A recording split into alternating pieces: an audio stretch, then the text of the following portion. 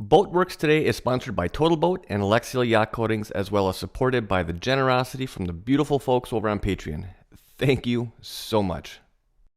So welcome back to the shop, everybody. Hope you're all doing well. My name is Andy with Boatworks today, and this week I want to do a little experimenting and chase down an idea that I have for how I think is going to be the easiest and the most effective way to extend these stringers so that I can tie them back into the transom.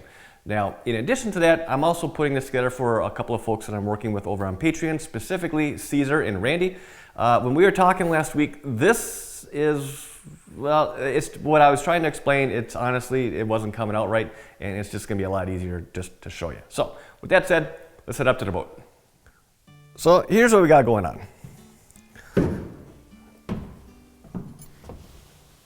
So, just kind of spitballing here, I'm thinking this is about 2 inches. Whereas upwards in here, coming from here into this little pocket, that's a little closer to, I don't know, 4, maybe even 5 inches. Now, what's going to make this interesting is kind of how this needs to be approached. Now, when these stringers were built in the factory originally, I'm sure the glass was laid inside some sort of form, and they were actually able to build these stringers thickness-wise, starting with the exterior and then working towards the interior. Now, that's in a construction type situation. Now, in a repair type situation, we need to do just the opposite of that. We need to be able to build this from the inside out. And in order to do that, we need to establish some sort of a backer, that can slide inside of these stringers, because these stringers are hollow. But I need to find something that can slide in there, maintain that same radius and shape as it extends onto the transom. And then from that point, now I can start laying glass from the exterior. I can continue to build that up until I get to the final thickness that I need, which is about a little bit less than 1/2 inch, or 12 millimeters for you metric folks. Now, there's a couple ways for creating this form, or this backer piece, that I think is going to work pretty well, but what I don't know is which specific material is actually going to work out best for this. So I've got a couple ideas. I got some samples laid out that I want to kind of tinker with. So with that said, let's head back down to the bench.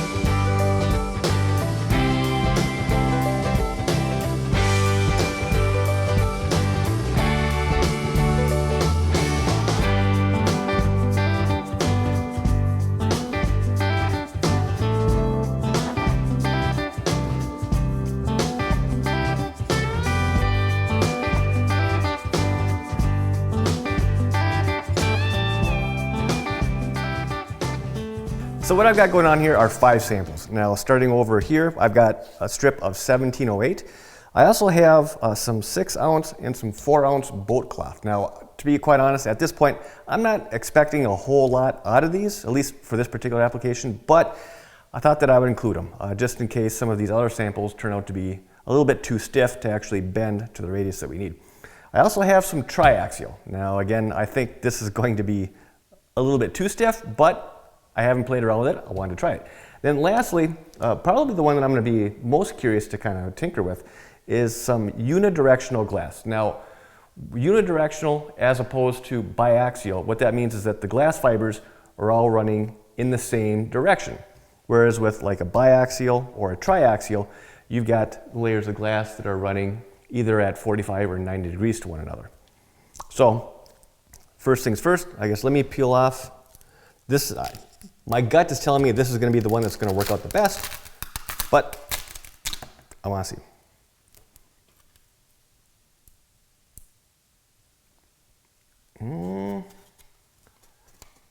definitely stiff, like it wants to spring back, but that's good. That's kind of what I want. So whatever material I end up going with, when I actually insert these inside of the stringers, I want there to be enough tension out this way to kind of lock itself to the inside of that stringer, so that I can actually push on it a little bit when I'm laying additional layers of glass. Now remember, this insert is strictly going to be just as an initial backer for being able to lay additional material over top. So right now I feel pretty good that 1708 would be able to pull that off. Now the 6-ounce cloth, I mean, I can bend this and make it do into whatever shape I want, but at least as a single layer, this is not going to be adequate. Same thing with the 4-ounce. This is going to be even lighter. I mean,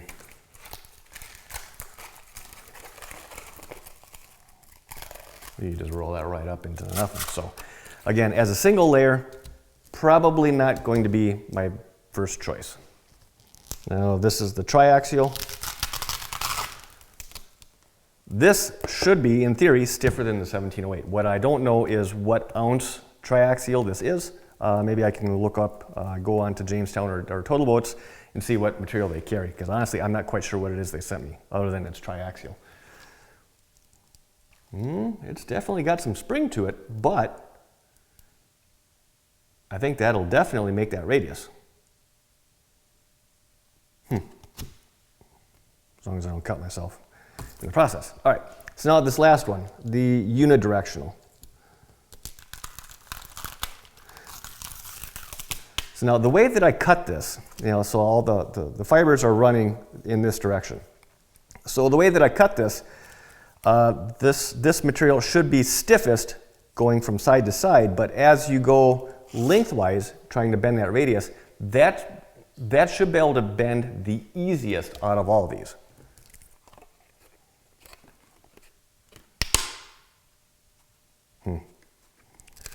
For what I'm trying to do with it here, unidirectional evidently is not going to be the best option, just because it appears you need to have a certain amount of strength and stiffness going in the opposite direction of the bend, just to prevent cracking.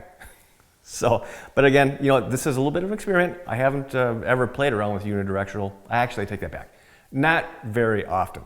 So as a single layer, that one's been cut.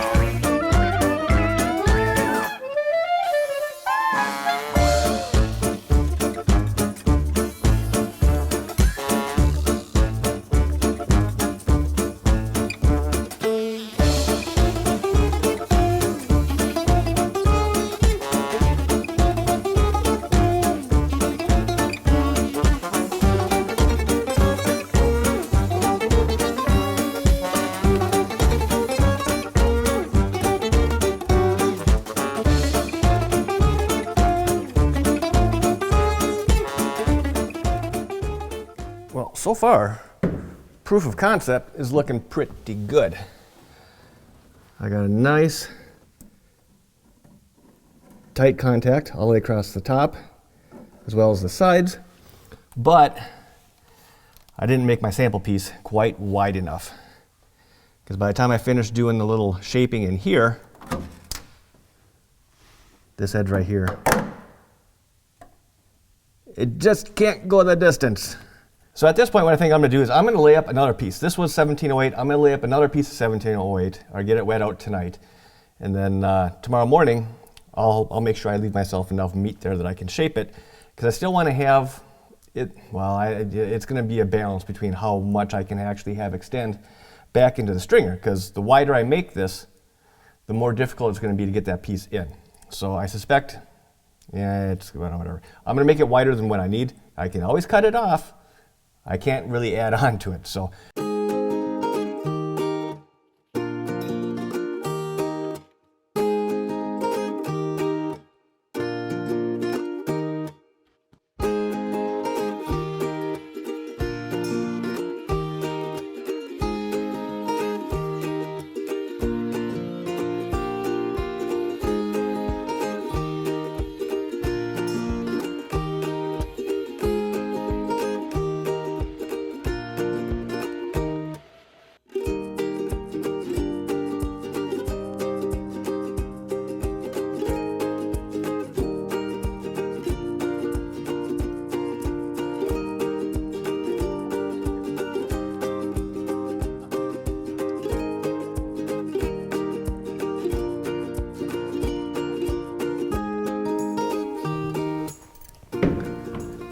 Check that out. It just does not get any better than that. Come on. Let's see if we can get it. But nice and tight along the sides. Nice and tight along the top. In the back side, you can't see it, but I can stick my mitts in there and I can feel that it is a damn good fit. I just couldn't be happier. I mean, like I said, sometimes it's just better to be lucky. Whatever it is, I'll take it. Now, because I kind of had to horse this in here, I'm not sure, well, obviously if something can go in, it can come back out, but I do need to get this out of here so that I can do all my grinding and tapering along the side and the top, at least back up to here. Not sure how I'm going to manage this backside. I may just end up having to build on top of that, just scuff it and lay on top of that. But this part, I'll be able to take this back about 2 inches, and then here I can go a little bit more like, say, 4 inches. And then cut in the weep hole and start laying a bunch of glass, probably 8-9 layers of glass to get the thickness on here. And then I'll have to repeat this same process over on the starboard side, and then, yeah, then we'll be good. But that's gonna have to be for the next video. Now, speaking of the next video, I'm taking next week off for a few reasons. I have the heating guys coming to service the boiler here, but also to do the final hookups on the heating system, the runs and the hookups for the in-floor heat in the addition. Now, up to this point, that room has not had any heat going on, and I had in-floor heat there, but it's just never been hooked up. So they're gonna run all the copper, make those hookups, flush the system, clean the boiler, do all that stuff. So I'm guessing that's gonna be probably like a 2-day deal. And I can't be in here grinding and working while they're literally 5 feet away from me, you know, trying to do their thing as well. So just not a good thing. And also, we got some friends coming up and staying with us, you know, midweek through the weekend for my daughter's 13th birthday. You know that little girl at the end that does, you know, the little closing for us? She's turning 13, not technically till the 20th, but that's on a Monday, I think.